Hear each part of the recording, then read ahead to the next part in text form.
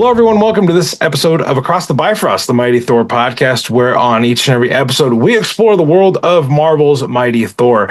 I am one of your hosts, Ryan Doze, joined by Eric Teskey, who selected last episode's topic where we discussed Thor, Reign of Blood. And Eric, just people that didn't check that out or haven't checked it out yet, or they're still basking in the bloody awesomeness of it. Like, Thor Reign of Blood was such a great book. I appreciate you selecting it. But what are you feeling coming off of Thor Reign of Blood? It's very different than what we're normally used to reading. Oh my gosh, it was definitely a change of pace. I sort of just picked that as a one shot I'd never read before, as something to dive into.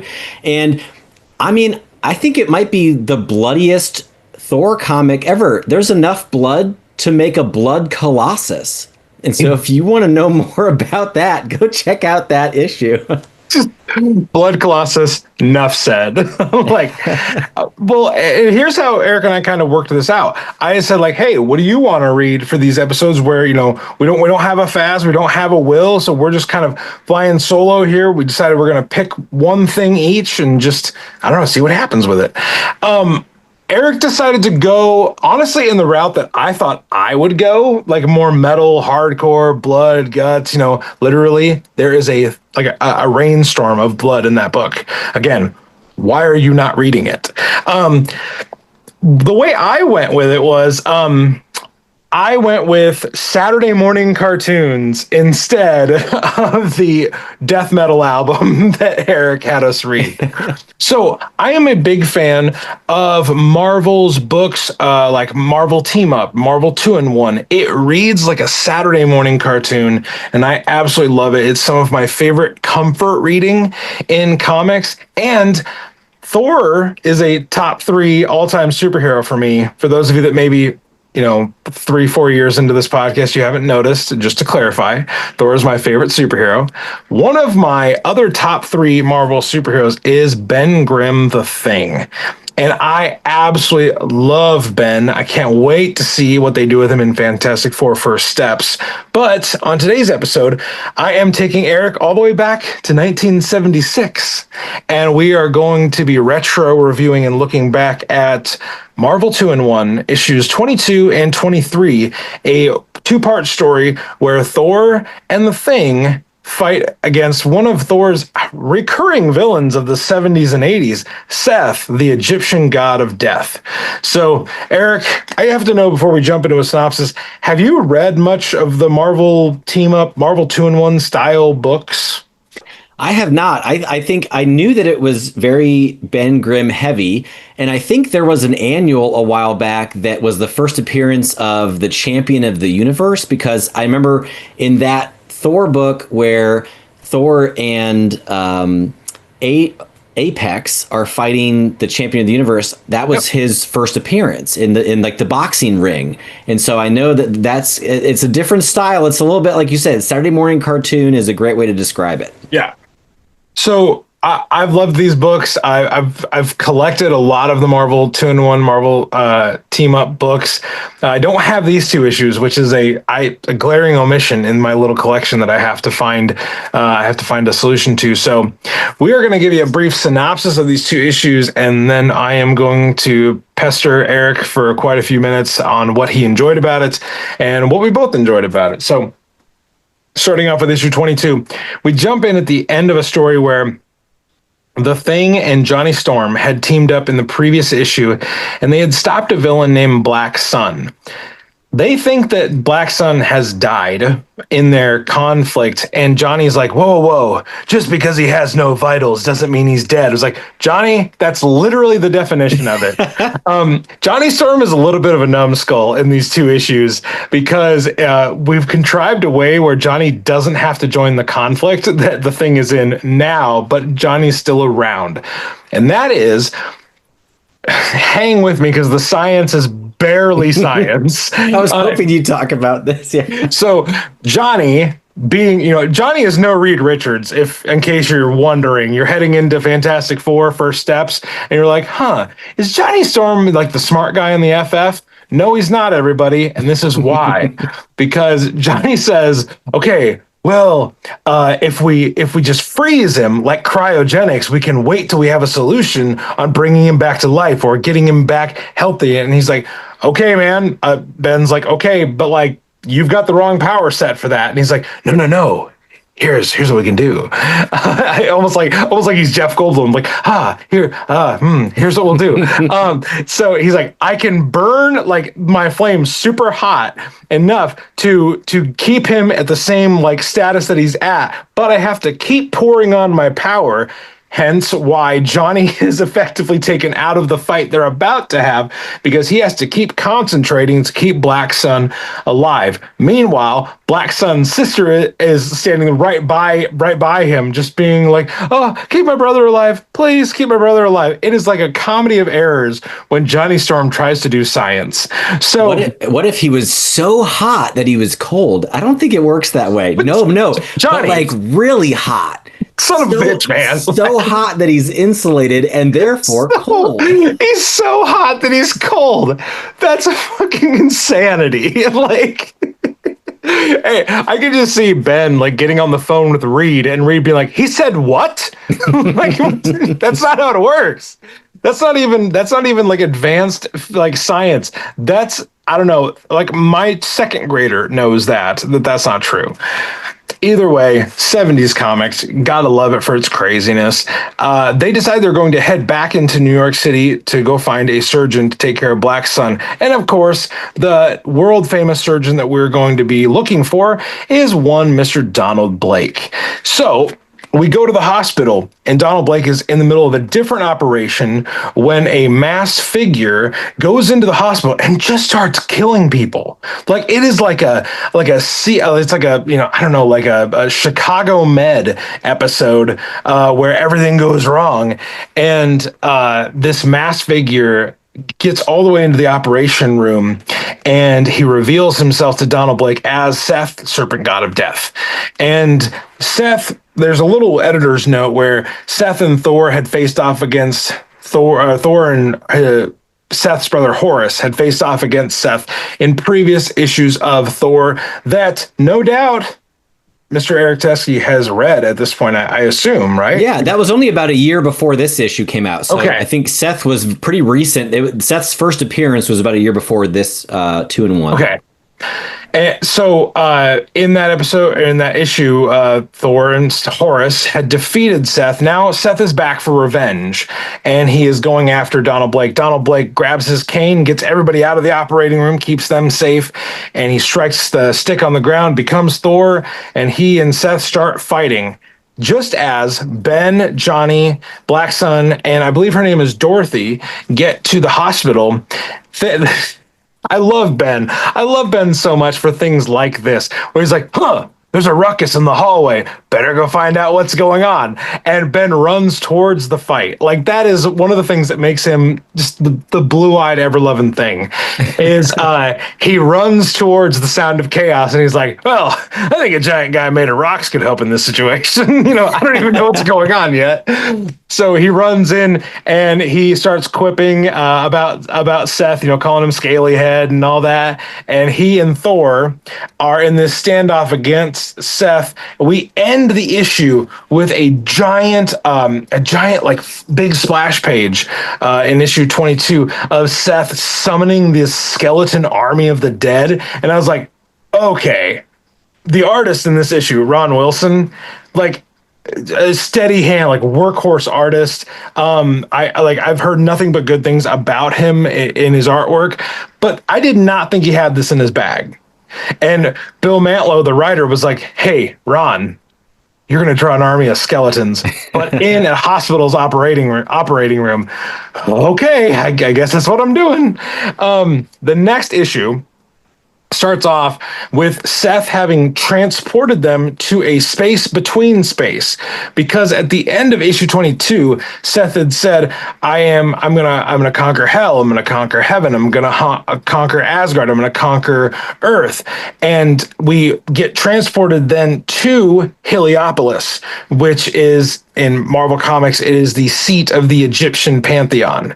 And this entire time, Ben is quipping nonstop, Spider-Man-esque, through this entire fight. Seth says that he is going to unleash a monster to destroy both Horus, who he has captured, Isis, Osiris, his parents, and Horus's parents. He's going to unleash the Devourer to destroy them, to destroy Thor, and to destroy the Thing. And then after that, the Devourer will go and destroy Earth because Seth believes he can command the Devourer. Mm-hmm. We find out that Horus had defeated the Devourer way back when. So we get a lot of smash 'em up fighting in the middle of this issue. But then it comes to a crucial point where the Devourer stops taking orders. And Osiris, the father of both of the Egyptian gods, Horus and Seth, says, the fact that you, I'm paraphrasing, of course, but the fact that you thought this was going to just go your way, this is classic Loki-like behavior. That he just thought, oh, the Devourer is automatically going to listen to me. This all-powerful rage monster is just going to, trust me and take orders. The Devourer stops taking orders, and Seth is like, oh shit. He releases Horus from his unbreakable chains, and Horus is like, yeah, man, like, I think we're fucked. Like, I think we're screwed. He's like, but you beat him before. He's like, yeah, but like, you kind of drained me of all my power. So sucks to be you, man. Thank God we have a Thor and a Thing here. Ben becomes the hero at the end of this issue by grabbing Horus and jumping off of this bridge into nothing space. And the Devourer, because he's so filled with rage and hatred for Horus, who had defeated him previously, he jumps off of the bridge and follows the Thing. Thor, ever the tactician, he's like, aha! He throws Mjolnir. Ben grabs the hammer, and Ben and Horus go back up to the bridge as the Devourer then falls into nothing space. And thus, the monster is beaten, Seth is defeated again, and Thor, Horus, Thing, Osiris, Isis, they celebrate, and in a 60s, 70s way, we get a very, very truncated wrap up where we go back to the hospital, and we have the Thing, Johnny, Dorothy, Black Sun, all that. And they're like, Ben's like, I wonder where Thor went. Oh, well, whatever. Dr. Blake, do you think you can help our friend? And he's like, sometimes it is left to us mere mortals to solve our own problems. It's like, yeah, that's kind of not the lesson of this story, but sure, we need to put a pin on this story. And that is how Thor and the Things battle with the return of Seth, the Egyptian god of death, went in Marvel 2-in-1 issues 22 and 23. Eric, I like. Nice work summarizing all that. That's great. I mean, you know what? I feel like I need a bit of a breather, Eric. I want to hear what you thought of these issues, since you haven't read much of this, like kind of this subgenre of comics, like with these team up books.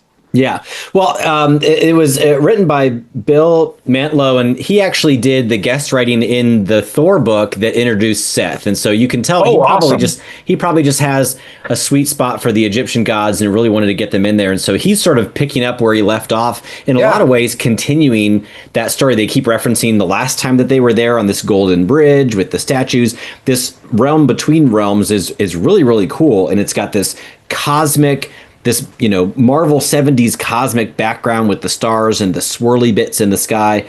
And Ben is sort of a fish out of water there, but he's quipping and just being super down to earth. I love the Thing's character because I think that in the best way, in the most respectful way, he really thinks with his heart. He's not reasoning through stuff. He's just reacting and just knows there's a right thing to do. And he's like, I don't have to know all the details of what's going on, but I know a bad guy when I see one, and let's get to clobbering here. I had a lot of fun picking up with the references because the Thing, sort of like Spider-Man, I think. I don't know. I don't read that much Spider-Man, but he's making these pop culture references. Yes.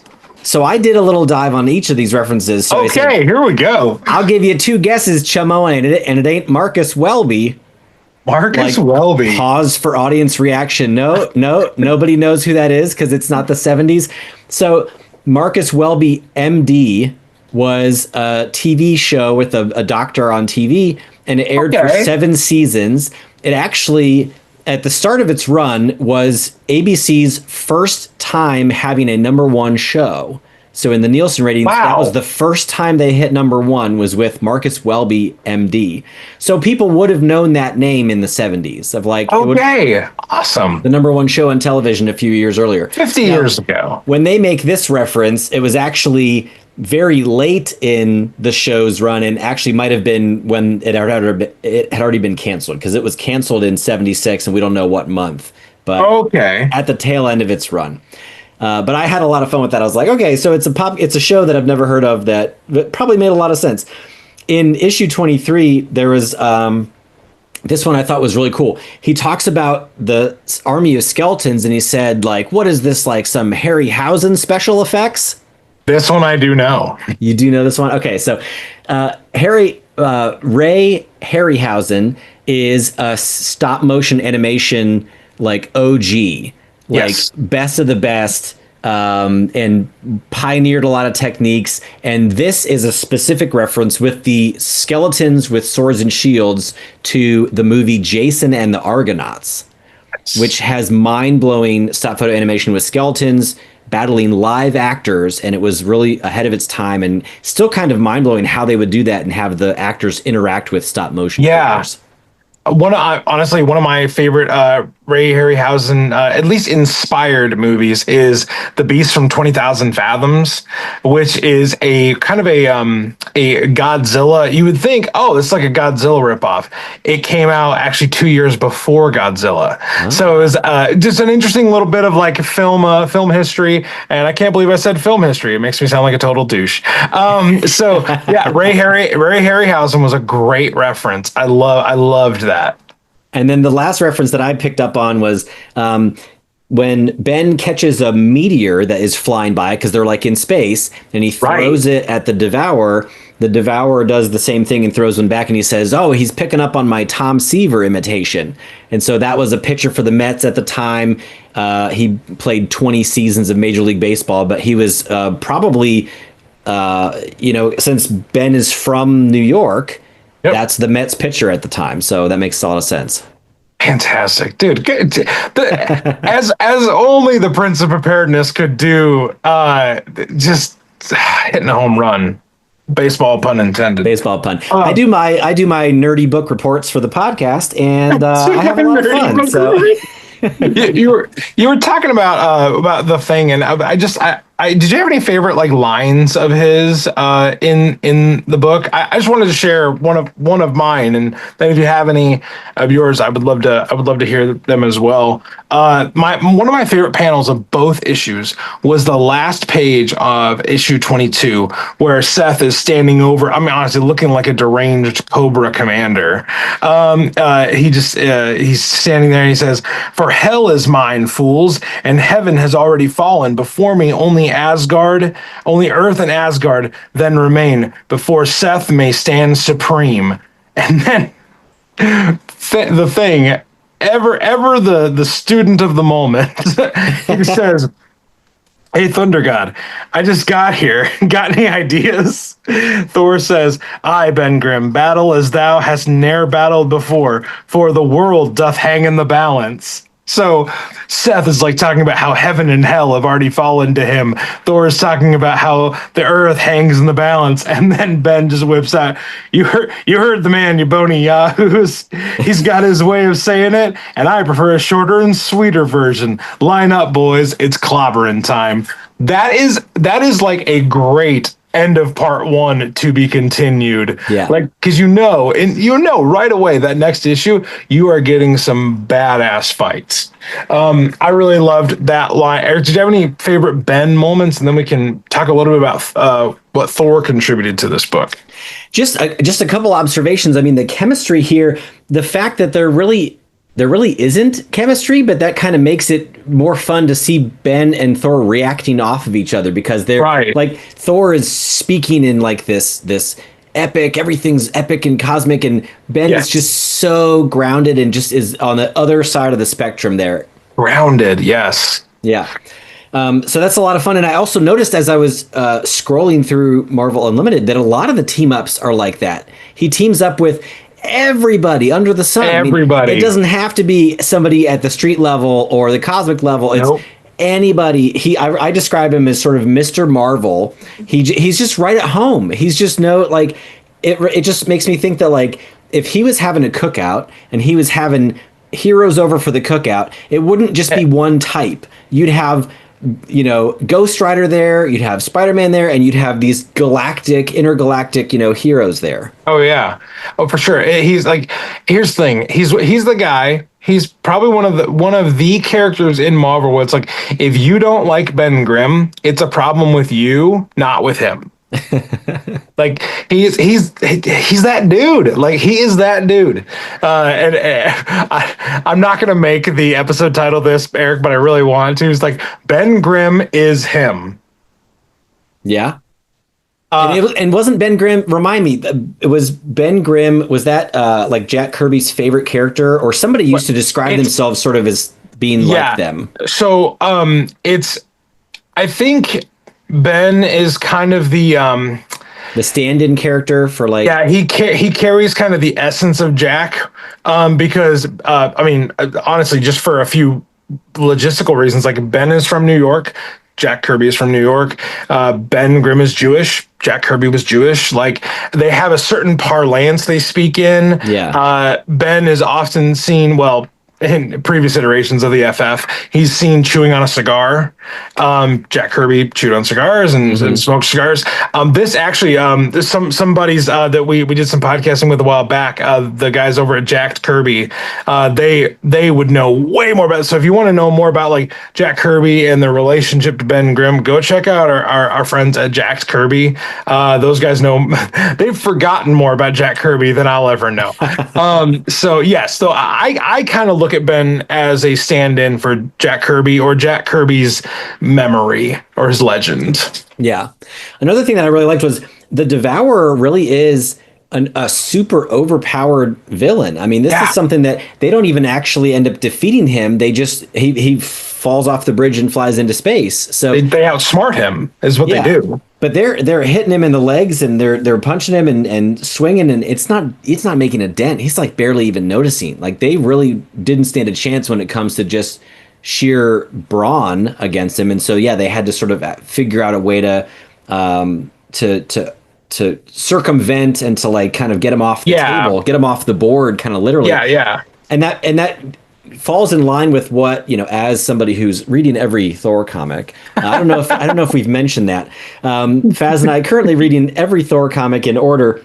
Faz got quite the lead on you the other night. Oh my God. Yeah, I got some catching up to do. But we're noticing that this is actually much more common than I knew previously, that there are a lot of especially cosmic based villains that maybe are not even really villains, but they're being manipulated or they're being used. But there are some super overpowered rivals and antagonists that they don't stand a chance against, and they just have to figure out a way around or to get out from under. But there's a lot of Thor villains that are really unbeatable or haven't even been beaten at this point.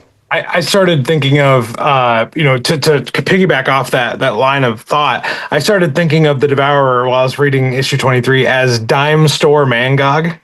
Where it's kind of like he's a big hulking monster on a bridge. It's like, where have I seen this before? Well, it could be Egyptian Mangog. I mean, Egyptian Mangog. Like yeah. Oh gosh, it's Mangog, but he went on a international, like, I don't know, study abroad. Like, oh my gosh.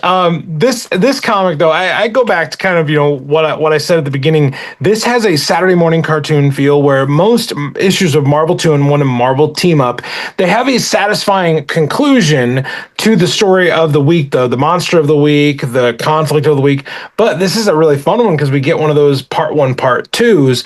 And I think the cliffhanger was actually really, really well executed, because we start off with this Egyptian god in disguise going into a hospital and killing interns and just wanting to get to Donald Blake. And if I hadn't known it was Seth, I would have thought maybe like, oh my gosh, this is kind of a gnarly, super, serial killer kind of character. Mm-hmm. Nope. He is the god of death. And I love the juxtaposition of Donald Blake is trying to save people, and Seth is like, no, none of that, man. No, we're gonna need some people to die in this issue. But then at the end of issue 2, there is that conclusion of like, okay, the good guys won. The bad guys, the bad guys were, thwarted or they were defeated. And yeah, I like that warm, cozy feel of a Saturday morning cartoon. And yeah, like in our last episode, we talked about Thor: Reign of Blood. That is the furthest thing from a Saturday morning cartoon ever. Yeah, don't let your kids read that. The other night, Eric knows this, but the other night, my daughter was supposed to be asleep, and I peeked in, and she was reading so proud. She was reading Scarlet Witch and the Vision #1 from Steve Orlando, and it had a Russell Dauterman cover. So my daughter knows what Russell Dauterman art looks like. I've never been a better parent in my own eyes. But that is a book that I'm like, okay, it's fine. Like, it's got zombies, it's got monsters in it. Okay, she can read that. It won't scare her too much. Thor: Reign of Blood, absolutely freaking not. That's not happening. Dwarf foursomes is not something that I'm going to introduce into the reading list. But this comic is, I don't know, man, it just makes me feel good. It's comic book comfort food. Eric, do you have any other final thoughts about Marvel 2-in-1, 22 and 23? It is comfort food. It does feel kind of cozy, but it's not like it doesn't have stakes. They did kill some interns. I mean, people are dead. So it's not. Yeah, no. He's not called the god of death, because, he just knocks people out. Yeah. Yeah. So although it does, the overall feel is definitely more like it's all wrapped up with a nice bow. It's like on to the next thing the next month. But yeah, there were some stakes, and there was some action. Like you said, the cliffhanger was really well executed, and it makes you want to find out what's going to happen next. If I was back in 1976 and I had read issue 22, there's no way I'm not, begging my mom for, 35 cents to buy the next issue. Especially with those Harryhausen effects. My gosh, it's cutting edge, man. Everybody, thank you so much for checking this out. Thank you. I hope you've enjoyed the Reign of Blood episode. I hope you've enjoyed the Marvel 2-in-1 episode. If you enjoyed these little out of context one shots, please let us know. We would love to keep doing more things like this. We want to do whatever you will enjoy, whatever we will enjoy. We know we enjoyed these episodes, and we're looking forward to Immortal Thor 25. We're looking forward to Godzilla versus Thor. Talk about crazy crossover goodness. Jason Aaron returns to the world of Thor, to do battle with the King of the Monsters. Are you kidding me? No, you're not kidding me, because it's been in solicitations for 3 months. And then we have Thor #1 coming up. We're going to do a Fantastic Four review when First Steps comes out. Eric, is there anything else about this summer that I feel like I'm blanking? Well, we just saw the solicitation for Thor #2, and oh my God, yes. Answers some questions and raises even more questions. There's a bloody hammer right on the cover, so. And it's not shaped like the traditional Mjolnir that we know. Yeah.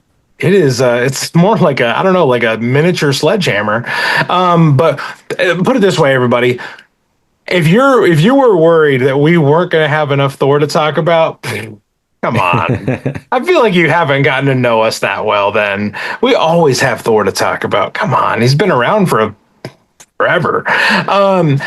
Everybody, if you want to continue this conversation with us, you want to tell us what you thought of Marvel 2-in-1, what you thought of Reign of Blood, please reach out to us on Discord, Patreon, Instagram. We have links for everything there. If you want to support the show at the next stage and get this episode crazy early, you can join Patreon, join the Thor Corps, and you'll get this episode on there ahead of time. You'll get to listen to it before all the plebeians on the main feed, all the peasants that have to wait for it to come out on a normal Monday. You'll get it spontaneously, like the day after that we record it, and it'll be a lot of fun. And you'll be able to hang that over people's heads, like Eric does with me about having read every issue of Thor. He's gonna get to 800 way before I'm at. It's lonely in my ivory tower. It's very lonely. It's lonely in my ivory tower, especially when Faz's tower is. All right now, okay. I don't know how you guys do it. I'm jealous of both of you.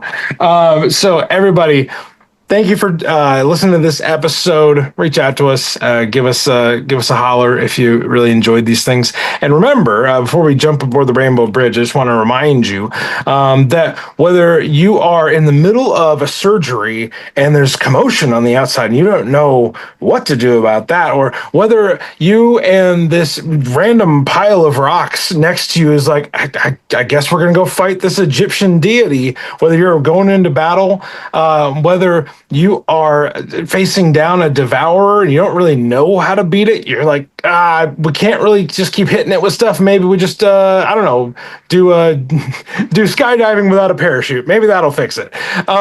Whatever you are encountering in your neck of the woods in the Nine Realms, we encourage you to do one thing, and that is to stay worthy.